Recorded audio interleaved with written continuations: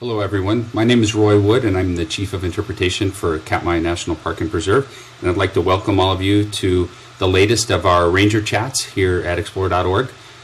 Today I wanted to take maybe a different approach and start out by answering sort of the big question that's on everyone's mind, and that's the sort of the title for this week's chat, and that is, where are all the bears? This is such a common question this time of the year because people have been seeing for weeks now, sometimes almost 24 bears on the Falls Cam, and bears all over the lower river, and visitors to Brooks Camp are seeing bears everywhere they possibly go, and then suddenly, just like a light bulb, it seems like the bears all disappear, and newcomers to the site often think something is wrong because they've seen the buildup. They've seen pictures of fish jumping and bears everywhere, and they think something's wrong. Same thing happens to people that have flown out to Brooks Camp. They arrive here and they see that there aren't as many bears as they thought there were going to be, especially those that have been watching the camera for a few weeks. And so it seems like something's horribly wrong, when in fact it's exactly the way it's been operating here for perhaps thousands of years. So just before we go any further, just to give a little update on what actually happens here with the salmon run and the bears. When the park employees first arrive in April and May, there are very, very few very few bears to be found. Some of them are probably still in their dens. Others just haven't made it to the area.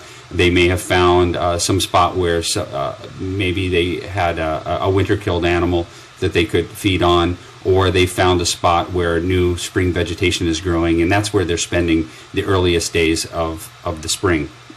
Then by about the middle of June, we start to see more and more bears around, and most years that I've been here, and it's been about 10 years now that I've been here, we'll start to see the first salmon around the 14th or 15th of June.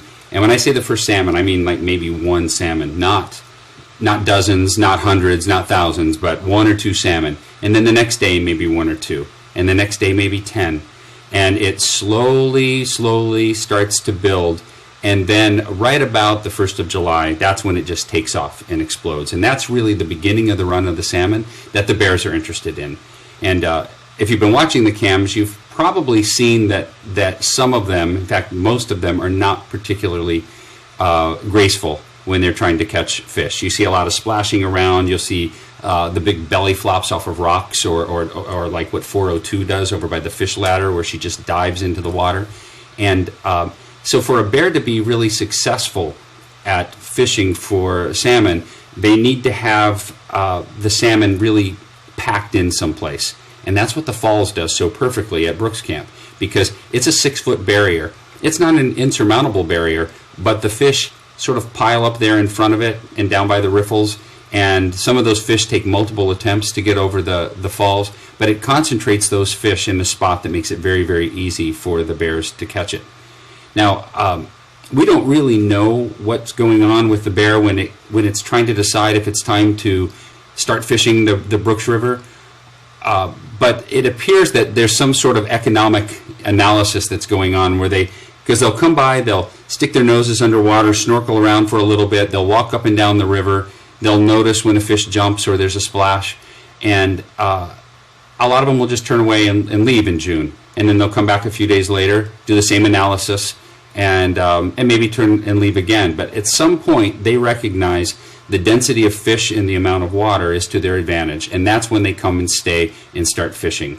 And during the main part of the salmon run, this year, I think we saw 22 bears at one time up at the falls. They're packed in there. The fish are packed in there. They're eating them like crazy. But at some point, that density of fish in the river starts to diminish, because the fish that have been hung up at these barriers have started to move past them. And the bears, at some point, realize it's not worth it for me to stay here anymore. The amount of fish that I'm catching does not balance out the amount of time and the amount of calories that I have to spend in order to catch that fish. And that's what triggers them to move on. And that's what's really pretty much happened in the last week, that density of fish in the river has dropped to a point. And this is natural. This happens every year. But that density has dropped enough that the bears have decided to move on. Now that's the interesting question that I think that a lot of people are going to have is, so where are they now? Some of these bears will follow that big pulse of salmon as it moves through the system. And I have an aerial photo, and I don't know, this may fail, we'll see if it's clear enough for people, but this is an aerial photo of the Brooks Camp area. Brooks Camp is over here, where the lodge is, the visitor center, and the floating bridge, and the falls are right there. This lake that's way over here, that is Lake Brooks, and the lake that's on this side is Naknek Lake. They move from Naknek Lake up that river and into Lake Brooks. Some of those salmon are going to continue all the way across Lake Brooks and go to the streams that feed into Lake Brooks, and they're going to spawn there. Now that means that some of these bears are going to follow them and end up in those spawning areas where the fish once again become a little more susceptible to being preyed upon, because they're maybe not concentrated, but when the female starts to dig the nest or the group of nests called a redd, she will stay there and she will defend it. So she's not likely to go very far if something spooks her. So that allows the bears another opportunity to catch the salmon. Some of the salmon in this area that come up the Naknek River and into Naknek Lake don't even come to Lake Brooks. They go to other streams like Margot Creek, which is about 12 or 15 miles from Brooks Camp in the other direction across the lake. And some of the bears that are here will make that walk. All they've got to do is come out to the mouth of the river, turn right at the mouth, and walk along the shoreline, and they'll end up at another fantastic spawning stream. The sockeye that started on this run that began in mid-June are now spawning at Margot Creek. They spawn a little bit earlier there, so the bears have moved there. But not every bear goes and tries to follow the salmon run. Some of them will just leave the salmon streams and they'll go up in areas where there's berries to eat. Around these parts, they eat some blueberries, but blueberries are not as common as some of the other berries like crowberries, watermelon berries, cranberries, both low bush and high bush cranberries. So there's a lot of that going on, and also a lot of eating of grass. You will notice, though, that even in the middle of August, there's a chance that there'll be a few bears around here. And two that always come to mind, at least for the last few years, would be Ted, which is one of everybody's favorites. He tends to stay the whole time. He'll just walk up and down the river. He'll eat grass. Occasionally he catches a fish. Occasionally he eats some berries. But he's pretty much packed on enough weight that in his analysis of the situation, he doesn't need to go expend a lot of calories going and finding fish. 284 is another one that will probably spend most of August here. But for the most part, those bears move on, perfectly normal, perfectly natural, and they will be back here in Brooks Camp when the salmon that spawn in Brooks River and near this end of Lake Brooks start to spawn and die, which will be sometime around the very first part of September. And then the bears will show up shortly after the spawning and dying really occurs. So I know there are going to be some other questions here, but I know that was a big one that everybody has, whether they're watching on the webcam or they're here in person. So I wanted to try to address that early on, because I think it's really just a part of this fascinating process that goes on here. The salmon that arrive in June and mostly in July provide them that needed bit of nutrients to get them through the breeding season, to get them out of that nutritional hole that being in their dens all winter left them, where they're just famished. It allows mothers to put on a lot of weight so that they can nurse their young.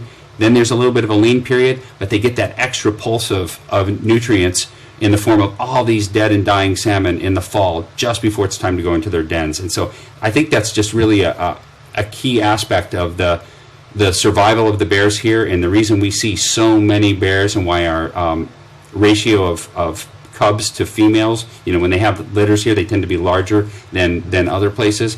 I think it's just this perfect timing of the nutrients here that fits the bear schedules just perfectly.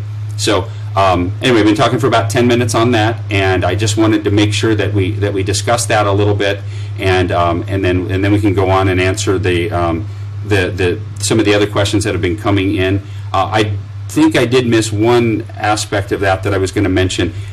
Mostly we talk about the sockeye run here, and there is one run of sockeye salmon. It starts when the first of the salmon arrive in June, and it really ends when those salmon die by the end of October. That's one run of sockeye. We don't have multiple runs of sockeye here. We do, however, have a small run of the other species of salmon that are found in the Pacific, which would be the kings, the pinks, the silvers, and the dog salmon. We have some small runs of those. Most of those tend to occur right at the end of the sockeye run, so they'll be occurring about now. The silver run actually appears to be a little bit of a separate run, and it'll be starting here in maybe in a few days to a week or so, and that's a very small run. The bears don't pay much attention to the silvers. They almost entirely feed on the sockeye, and that's what really supports the numbers of bears that we see around Brooks Camp. Okay, so I have questions that are stacking up. So the first one was, where are all the bears? I think I've answered that. The second one is, since most of the bears appear to not be scared of humans, is this behavior of bears at Katmai different than other places? And that's, I think, really a fascinating area to explore, because the bears around here do behave differently than they do, say, in Yellowstone or Denali. But they're somewhat typical of the bears that you find in coastal Alaska, where there are people watching them. And what the biologists that study bear behavior tell us is that, bears are very antisocial animals. I think Mike and I have talked about this before, and we've used words like antisocial, we've used words like selfish, and they're human words, and we know that they come with perhaps some human values to them that are not applicable to bears. But bears look out for themselves almost exclusively, unless they are a female with cubs, and then they look out for their cubs as well. And in the case of the brown bears, it means, in most cases, avoiding other things, other animals, unless you're trying to eat those other animals. They avoid other bears, they avoid wolves, they avoid humans in most places. So avoidance is their normal operational mode. They don't like to be around others of their own species or really anything else. And that's why you'll see them, the lone bear on the hillside, and that's just very typical for them. However, if you live in an area where there is this concentrated, super nutritious protein and fat source, if you can't get over that antisocial behavior, you're not going to be able to partake in that feast, in that bounty. And so in coastal areas where we have the run of salmon, and sometimes in places where we don't have the run of salmon, where we just have meadows with very nutritious grasses, or clams out on the mudflats, or places where walrus or seal or whales tend to wash ashore with some regularity, what you find is that the brown bears modify their behavior during the periods of time when the food is concentrated, because they don't want to miss out on that dense, invaluable source of food. And that's what happens here, that these bears that spend most of their year not wanting to be around any other animals, or especially another bear, will give up that fear and that issue of being around another animal and adapt in order to tolerate the close proximity of the other bears. So they're doing that because the fish are here. They're tolerating more bear activity, and these biologists that study it believe that they extend more or less that same courtesy, if you will, to the humans. We follow the same paths every day, whether they're at Brooks Camp or going to some bear watching area on Kodiak or at McNeil River, big bear watching destinations, so that are in brown bear country. So we travel the same routes, we're predictable, we show up about the same time, we leave about the same time every year. It appears that they've accorded us the same courtesy that they do one another. Now, what we have seen, and this is somewhat anecdotal, but what we see sometimes when we see the bears at Brooks Camp and other locations like Margot Creek, where people aren't there as frequently, they don't seem to extend that courtesy in those other locations. They get a little more spooked by us and maybe act a little more defensively. So you could call it habituation to the presence of humans, just like it's habituation to the presence. Whatever the case, yes, they around Brooks Camp. Okay, so turn off my feed of the falls when I'm doing these chats, because we have very extremely commonly seen this time of the year. Ugly is another one that is seen there a lot, and you might still be seeing 747 or 856. The big males that are super, super fat at this point sometimes stay a little bit longer because they are already so fat that they don't really need to leave, but most of them tend to move on except for Ted.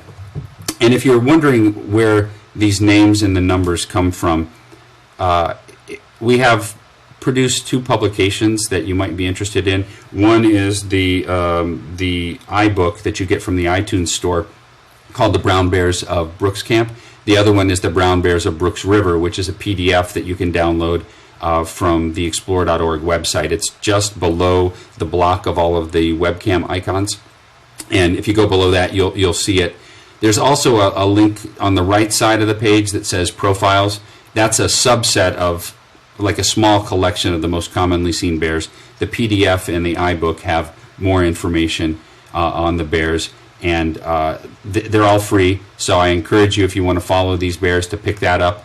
I'm sure somebody is wondering when we're going to update them, and August is typically the time where we have time to digest what we've seen in July, sort through our photos and see what photos we can add to it, and also pull together the records that show where the new scars are, for example, or how many cubs the bear had this year, or did we even see it in July. So look for an update to both of those publications sometime in July, but right now you can go and you can get the fall version from last year, which will cover a lot of the bears that we've been seeing, with the exception of bear 469, the one that a lot of you know as Patches, with the diamond-colored, diamond-shaped, lighter-colored patch of fur on its shoulder, the one that had the rear leg injury.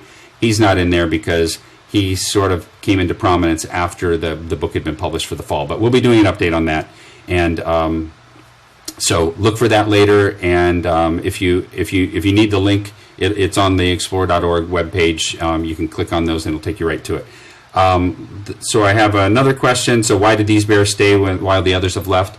I think I've kind of hit that. Basically, in their minds, somehow they've determined that they don't need to leave yet, that maybe there's enough fish for their fishing technique.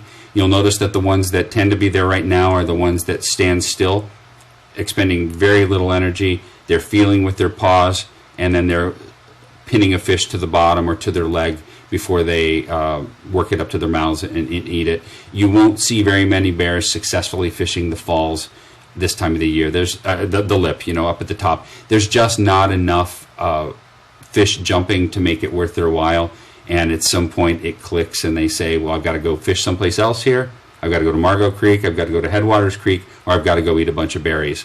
One of the bears that does stay around, 284, she seems to just not really care about eating that much this time of the year. She fishes a little bit, and she's actually one of the few that I've seen catch fish other than salmon. I mean, last week or so, she was catching some of the long-nosed suckers that live in the river. So she's plenty fat. Don't anybody worry about her. She's eating grass. She's eating scraps of fish that she finds.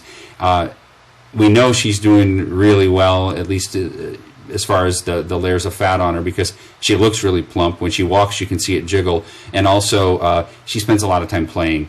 And a bear that runs around and stands up on her hind legs and waves her paws around for no apparent reason, picks up sticks and plays with them, that's just a bear that has a full belly, knows that more food's coming, and isn't really that worried about it right now.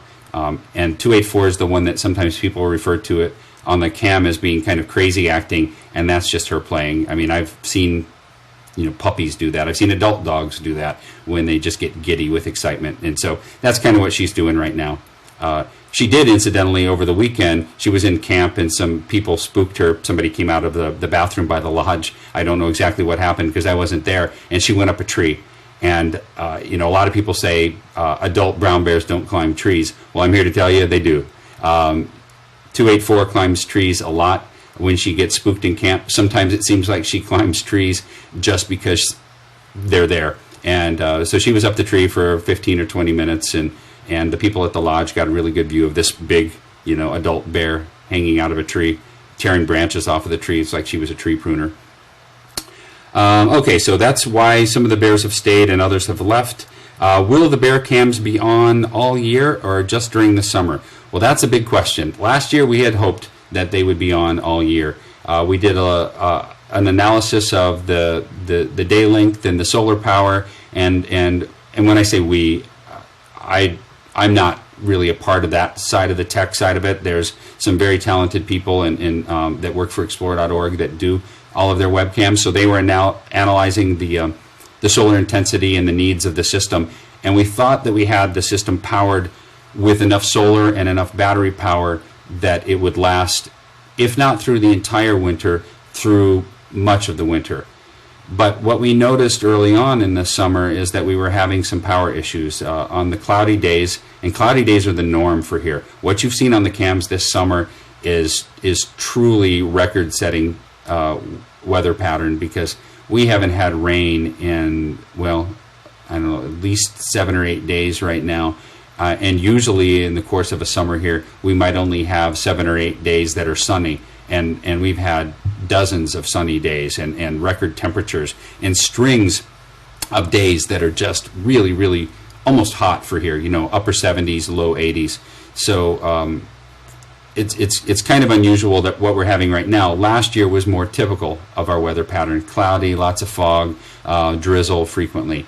And what we noticed is that the cams were not keeping enough power, and we ended up swapping out part of one of the solar chargers that was defective, and things seemed to be okay. But if you watch the cams last fall, what happened was we had to keep shrinking the hours of operation for them until we got down to like maybe 6 hours a day that they were on, and only one camera, and we had to shut everything off at night. And so that was a bit of a disappointment. We kept hoping that as the days got longer in the spring that the cams would come back up on their own, because the system's designed to do that when there's power. But what happened over the course of the whole winter is that the system dropped so low, the power stored in the batteries dropped so low that there wasn't enough power to turn the solar charger on. So it's almost like the chicken and the egg thing. The solar charger has to have power in order to turn on the solar panels to charge the batteries. And since it didn't have enough power, it couldn't turn on, and the batteries kept dipping lower in voltage.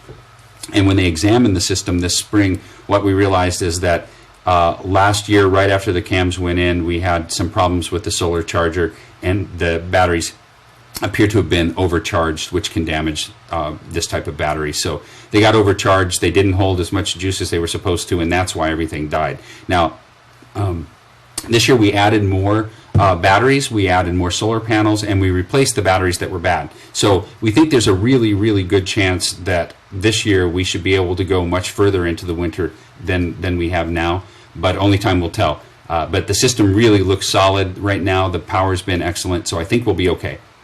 So let's see, I have another question.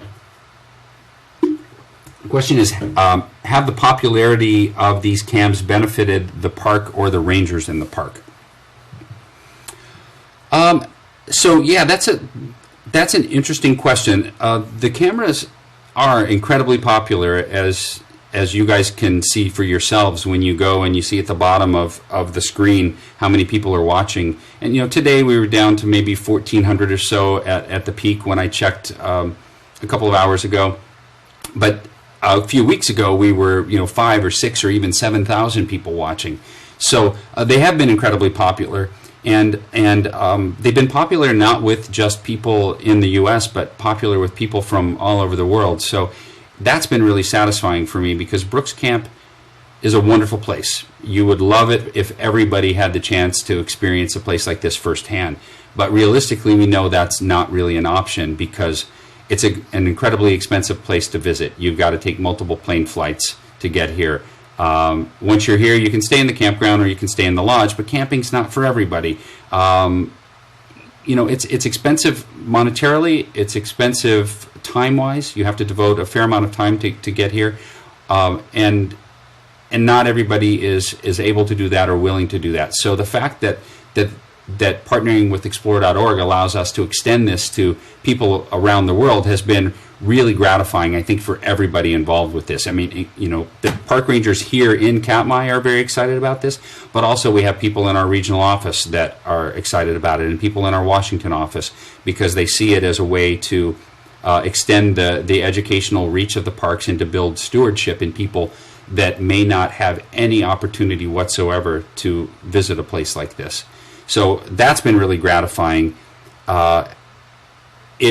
It perhaps has driven more interest in visiting here, and we might see that in the future that more people try to visit, but those barriers of cost and logistics are still going to be there. So, you know, I see virtually nothing but good that comes from this, because, you know, I think the cams have allowed a lot of people to connect with bears on a level that wouldn't have been possible before the cams were here. You get to see them day in and day out, in some ways more thoroughly than the people that work here get to see them, because we have shifts where we go to one spot and we see just that window at that moment, whereas you can click and see the bear when it hits the riffles and then see it at the lower river when it gets there later. So I think that over time, the awareness of bears and their needs for space, for solitude for most of the year, for clean water, for, you know, food, and all these things that all animals need, I think the cams are really helping shine light on that and show the bears in a different light, rather than the thing that, you know, tore into somebody's smokehouse and ate all their fish, or the thing that you know, the quote unquote monster that attacks somebody.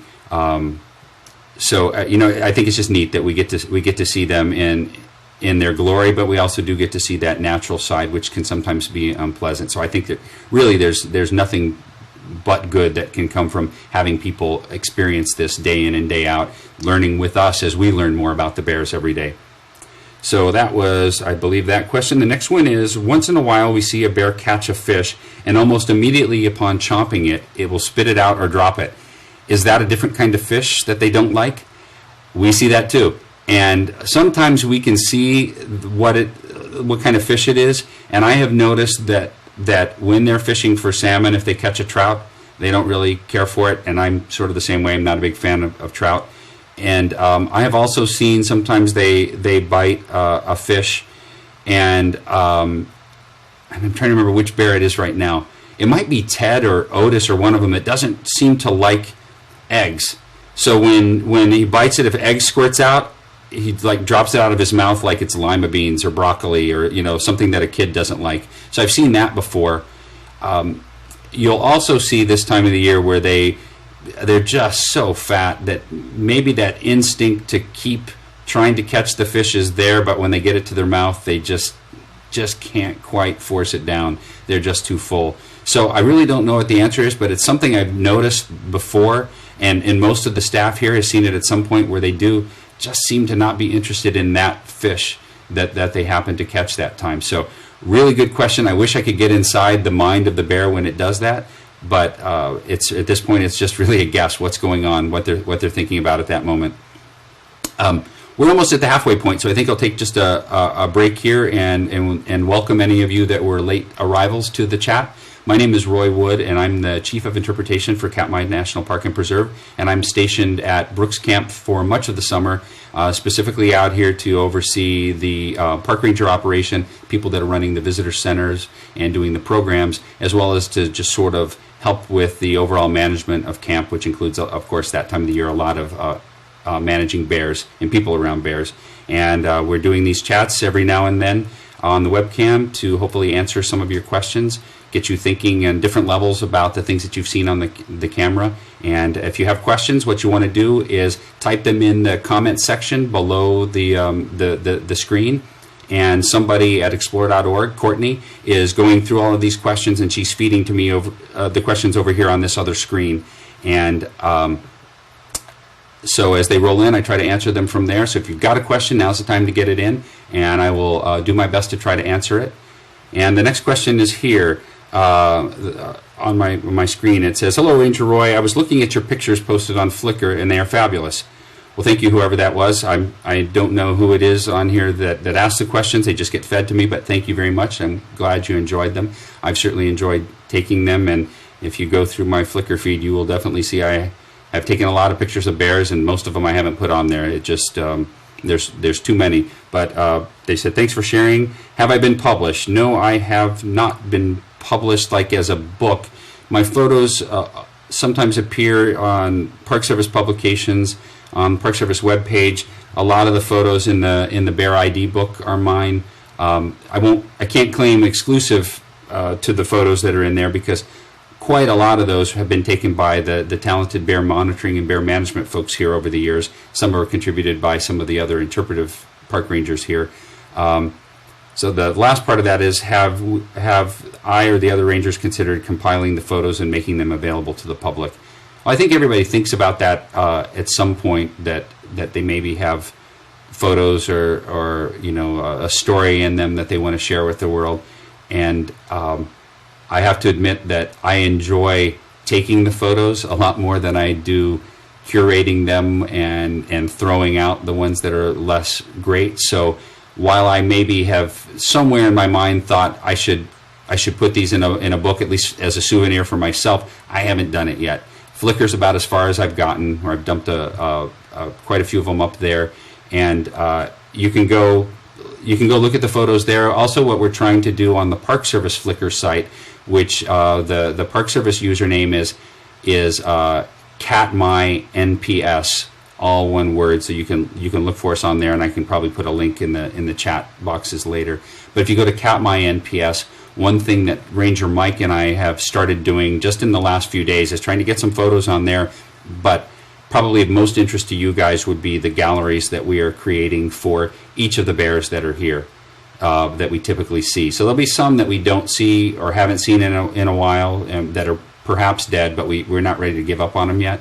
But we'll have lots of pictures of bead nose and the regulars around here, and we want to try to get some of those great screen captures that you guys have done to show what they look like through binoculars or through a long telephoto lens, and also what sort of that same view looks like through the webcams, because they can look really different. Sometimes the webcam sort of scrunches the color palette together too much, and so you don't see the variation in color that we see. Sometimes it makes the differences in color a lot more intense than it really is in the wild. So that's something we just started working on. Look for that to improve over the course of the next month, and we're hoping that will become sort of the interim profiles and guide when we don't have time to go redo the whole book. At least we can upload some photos there that will point, like, here's the new scar on Otis, that now look for that scar. So that's where most of my time is going with photos. Wintertime is really when I play with them. So who knows? Maybe sometime I'll stop taking photos long enough to do something with them. So I'm looking to see if another question has come here. I see Courtney starting to type. So while she's... Oh, here we go. Have we seen bead nose and her cubs, or 402 and her cubs, around the falls or the other areas in the last couple of days? I was not at the falls last night, and but I heard from other people, and I don't believe she showed up. I think it was the big males that we're used to seeing: Ugly, Ted, 856 and 747, and I think I heard that Divot came through. So I was not up there last night, and so no cubs last night. The night before, when I was up there, 402 was there with her cubs, but it's maybe been 5 or 6 days since we've seen bead nose again collectively see so much more than I see. There are enough salmon here to make it worth my while. Any sow with cubs also has to run additional calculations on risk. And when I say this, the rest of the season, even 402, who likes to fish the falls, I just don't see her wanting to spend that much time up there if she's not getting a lot of food reward. Now, when the bears return in September, there will be a few bears that will hang out at the falls, and it tends to be the big guys, Ted, Ugly, Otis, 856, 747. They tend to be the ones that will hang out at the falls again. They will make trips as all the fish are dying, so more toward the end of September, they will make trips down toward the lower river. But mostly what we're going to see is the bear activity in the lower river, including sows with cubs, as soon as the fish start to spawn and die in a month. So, yeah, I'm not surprised that she's not there, and I wouldn't worry about her, because she'll be off. The cubs will be eating grass. They'll be still nursing from the mother. They'll be eating berries. Maybe she'll teach them how to dig squirrels out of their dens. There are other opportunities to get food that have minimal risk this time of the year, so that's probably what she's doing, and will come back into this area and be willing to accept more of that risk to her cubs if she comes back and knows that they're all the dead fish there. And I know not everybody has read the Bear ID book, but one of the bears that's been up there a lot lately is 856. 856 did kill at least one of her cubs from her previous litter, so that would have been in 2011. He killed one of her cubs, and you can see the beginning of the fight. We don't have the cub getting killed. We don't have footage of it, and we probably wouldn't put that on there anyway, but we have footage of the fight that started near the beginning of the interaction. So she has a history with 856, so when he's around, she's going to be very, very wary of his presence. And since she likes to fish the fish ladder and that lip above the jacuzzi, and he likes to fish the jacuzzi, it puts him in awfully close proximity to her. So she definitely pays a lot of attention to him, but I thought it was interesting, 2 nights ago when she was up there, he was in the jacuzzi and she was fishing there, and despite his record of having killed cubs in the past, he paid virtually no interest to her and her cubs this time. So what makes them decide one day to kill cubs and another day to coexist peacefully with them is a mystery to us. It's one of those things we may never know, but it's always interesting to watch that dynamic play out between the sow with cubs and a large male bear like that. So the next question is there a difference between the sexes in how bears play? Yes. I have to think about this for a second, so I don't... I just want to make sure that I sort of run some of the different things that I've seen through my mind before I say them out loud. When they're young, all bears play. Playing is fun. Playing is something you do when you have a full belly. But playing is also a lesson.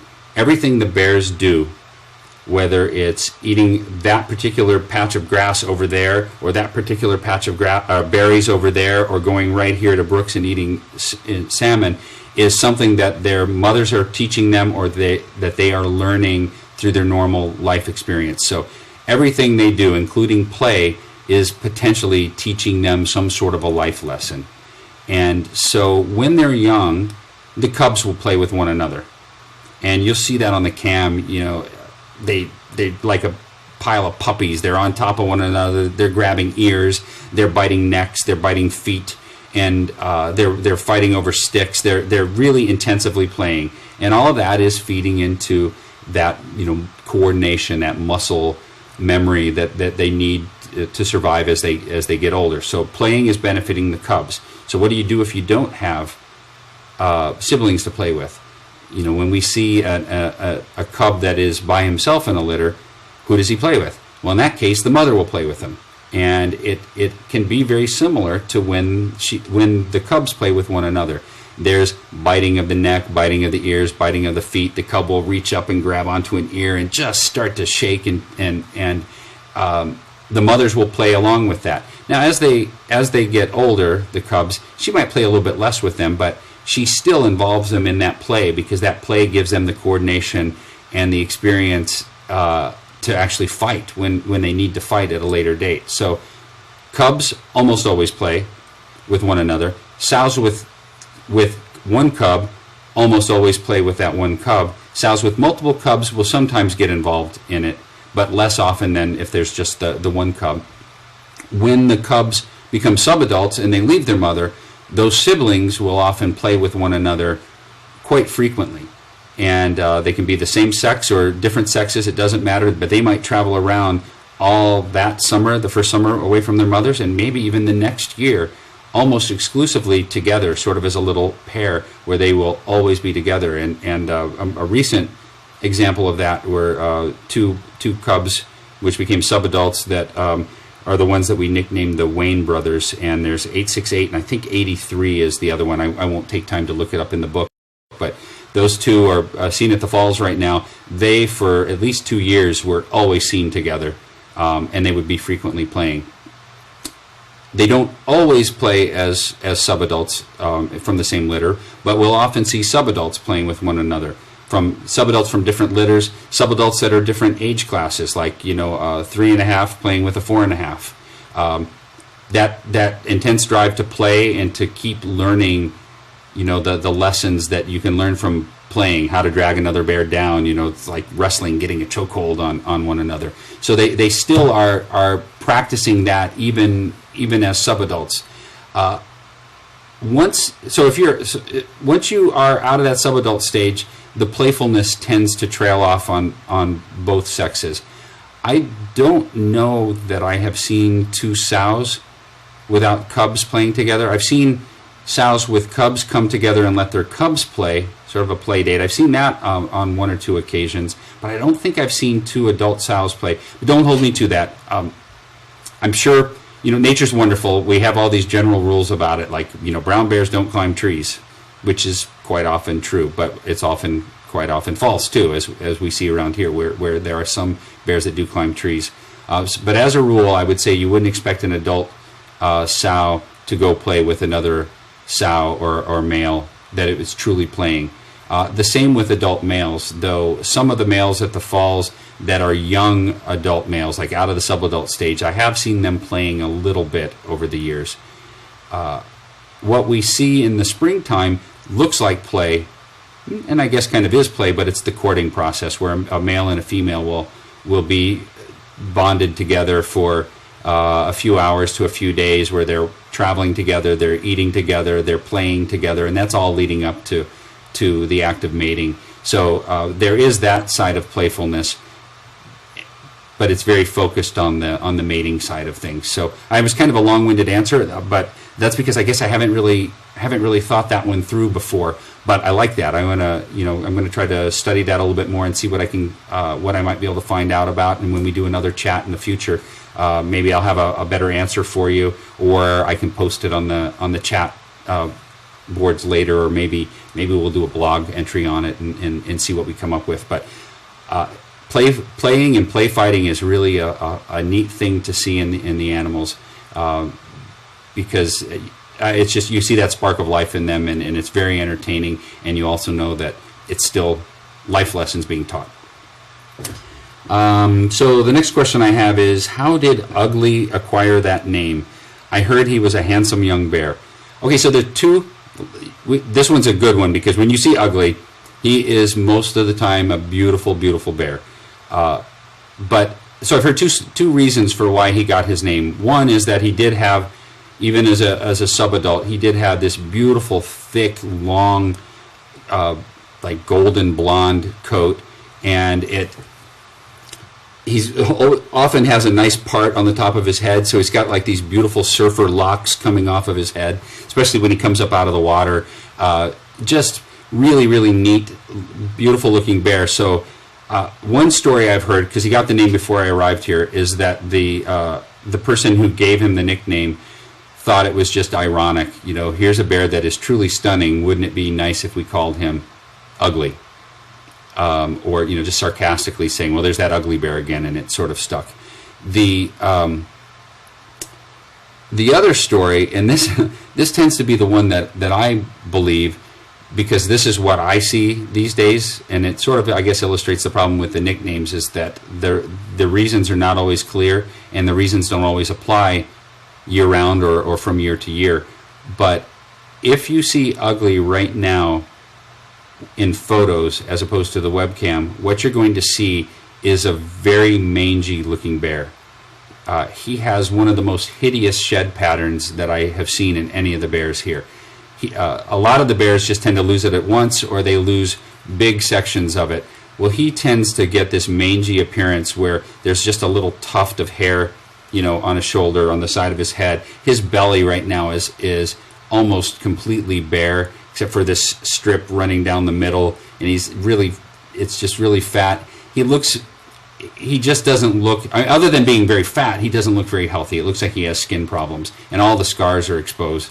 And you can see that if you go to the Katmai NPS Flickr page and look at the photos, because I think I've got 2 photos up there. One showing him, I think it's titled like Gargoyle, because he's in an awkward looking pose and he looks all mangy and horrible. And then the beautiful view of ugly. So I don't know really which story is the truthful one, since he was named before I was here, but I think that that the nickname does apply for at least part of the time where we see him, where he does have one of the less attractive shed patterns that we see around Brooks Camp. Next question is, the cams are a wonderful service. Is there anything we can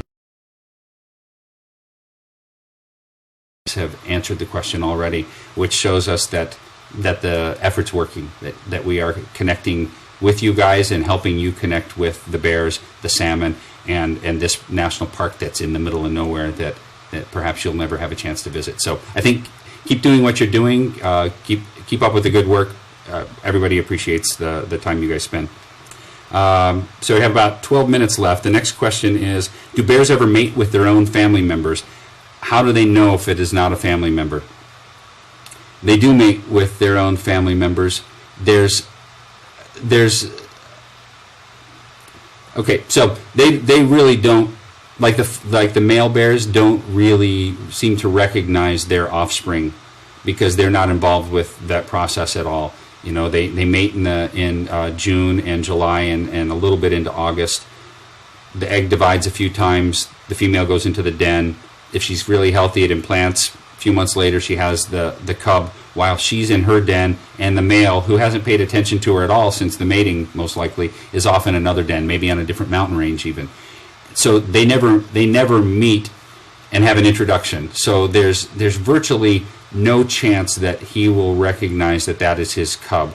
And in fact, hate to go back to 402 losing her cub, but when she lost that cub in 2011, in all likelihood, that was one of 856's offspring, because he mated with her at least once that we know of in 2010. So there's a good chance that he actually killed his own offspring. So no appearance of them recognizing it. So there would be no barrier to them, actually mating. They don't have the social taboos that we would have. So it would just be a female that was available and a male who was available to mate. Now, what can happen with these bears is that by the time, say, one of these cubs that was born in January of this year reaches mating age, 7, maybe 8 years of age, there's a possibility that her father, one of these big males like 856 or 747, may have gone past their prime and may not be able to mate with them. So while there is no social taboo or biological way of knowing that they're mating with their own offspring, time is not on their side, because at some point they are not the top bear in the hierarchy here, and they're going to be off on the back hill slide, into old age, and they may not be able to compete with the more strong, vibrant, middle-aged bears that are going to successfully court with the females. So it happens. We know it does. It's been documented, but it doesn't happen often enough that it's created a problem with the DNA of the bears. So I've been told that the cam died while I was explaining the continued support for the cams, and maybe to repeat that again. So I don't know where it died, where it hiccuped, but basically what I was saying is, keep doing what you guys are doing. You're doing a phenomenal job of supporting this website and telling people about it. I love it when you guys are answering questions before I even have a chance, or Mike has a chance to get on and see them. And that just tells me, and it tells Explorer, that you guys are really involved with this. You're paying attention to what you see on the cams. You're paying attention to one another, and you're I know it's the best online community that I've had the joy of being a part of, and so I say keep that up, keep participating in the chat. Keep telling your friends about it, and I think that'll show Explore how much this actually means to everybody, and will let them know that it's something that they might want to consider in the future. So let's see. Yeah, they're saying go ahead and answer that question, and go ahead and wrap it up. The one last thing that I will say, since we've sort of mentioned DNA and parents, we did do a DNA study in the park. Gosh, it's been about 5 years now, where we had, at least during that period of time, successfully sampled the DNA of just about every bear that was here, including some of the cubs. And so that's how we know with a lot of certainty some parts of the family trees, who some siblings are that we never saw as cubs, and who some of the fathers are for some of the bears that are around. So we did that work a few years ago by using biopsy darts, which are air-powered darts that hit the bear they're like a large bore hypodermic needle, and it'll take a little plug of skin out of them. And we wouldn't use that on cubs. That would be hard. But the bears around the falls and the riffles, when they were there, they could shoot them, over the side, shoot them with this gun, and it would puncture, drop off a little plug of skin about yay big that they would sample.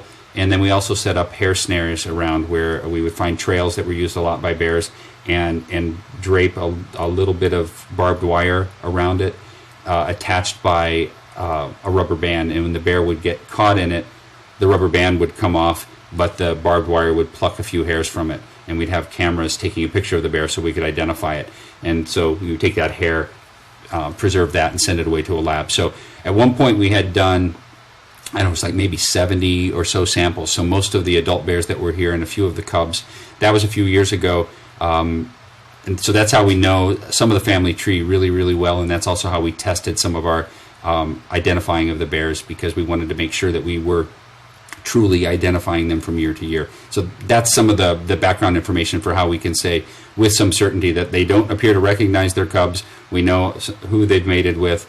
We and that they have been known to mate with their own offspring before. Okay, so there's one more question here that has been posed, because I think I've got about 5 minutes left still, and that is, has Bear 469, the one the webcam viewers call Patches, been seen in the last few days? And I do not believe he has been seen in like maybe 5 days or so, and that also is kind of to be expected. As the numbers of fish dwindle in the river, that bear, just like any other bear, has to start to do the math and see if it's worth his while to stay in the river and continue to fish for the reduced number of salmon that we find here right now. And it appears that he has moved on. And if you saw him the last day or so that he was there, he was moving much, much better than he was before. So I think that this really good run of salmon that we saw up the river this year, if you remember the fish were jumping like popcorn. It was crazy for a while. So I think that really good run of salmon allowed him to get a lot of protein and a lot of fat in his system. When he showed up, he was really skinny, and frankly, you're a little worried when a bear shows up that skinny that they might not have the strength to claw their way out of that deficit. But he seemed to be packing on the weight. But more importantly, he seemed to be getting to the point where he could walk more readily on that bad leg. And I saw him a few times walk from right up next to the falls to the downriver island, and looked like pretty much every other bear out there. There was hardly a limp noticeable. So that's really encouraging. And I bet that he is just off eating grass and watermelon berries right now, just counting the days till all the salmon start to die and he can come back down and resume the place where he really is most comfortable. Because in almost, as far as I know, every other year that he's been here, he has only been a lower river bear and in the falls. So that's where he's really going to excel when he shows back up in a couple of weeks. So we'll keep watching for him. It's going to be hard when they all come back. I'm warning you right now. It's going to be difficult to identify them, because right now I see everybody on the cam talking about, we'll look for the scar above the eye, the scar behind the eye, the scar on the haunches. Now remember, when they come back in a month, most of them are going to have these thick, luxurious coats of new fur. They're going to be fat. They're going to be really fluffy and furry. And in most cases, the fur that grows in the fall is going to be substantially darker than what we've seen them in. So even for the staff out here, it's quite a learning experience when they show back up again, because they are just almost morbidly obese. There's just so much fat on them, and then that thick layer of dark fur. But it's all part of the fun and games here. We'll be looking for everybody's favorites. We'll be looking, for Ted. We'll be who probably won't leave, but we'll be looking for Ted. We'll be looking for Ugly. We'll be looking for 856 Lurch, and 469 Patches should be easy to pick out. Probably easier than most of the other bears, because he always has that diamond-shaped patch of light fur on his shoulder, which stands out really well when his fur is dark. So make sure you keep checking in periodically throughout the month of August. There won't be a lot of bear activity, but one thing I think we'll probably be doing is turning on the underwater camera, so you can watch as the salmon go from the mostly silver that they are right now to becoming red, slick as their scales are absorbed into their bodies, getting the green heads and the hook jaw. So you can watch that happen before your eyes as the salmon swim back and forth in front of the underwater camera. So be looking for that. And I hope, fingers crossed, that sometime after the 15th that Ranger Mike and I will do perhaps our next live chat from in the jacuzzi. I think we've got the tech issues worked out up at the falls, so we'll put some microphones on. We'll go out there and stand in the middle of the jacuzzi so you can see how big that actually is and how small we actually are in comparison to the area where you've been watching the bears. So I think we're looking forward to that, because that'll be a lot of fun for us. We can walk around down there and talk about the features that are there. And the reason we can do that then is because most of the time, middle of August, there are no bears at the falls. So we'll cross our fingers, hope we can keep the tech going for that. If you don't tune in during August, that's understood. I know people have house cleaning to do. I hear people talking about that all the time on the cams. So do what you need to do. And starting about Labor Day weekend, we should be seeing lots of bears starting to come back and spend most of that time at the lower river. So I hope to see you all then. Until then, have a great summer, and we'll see you soon. Bye.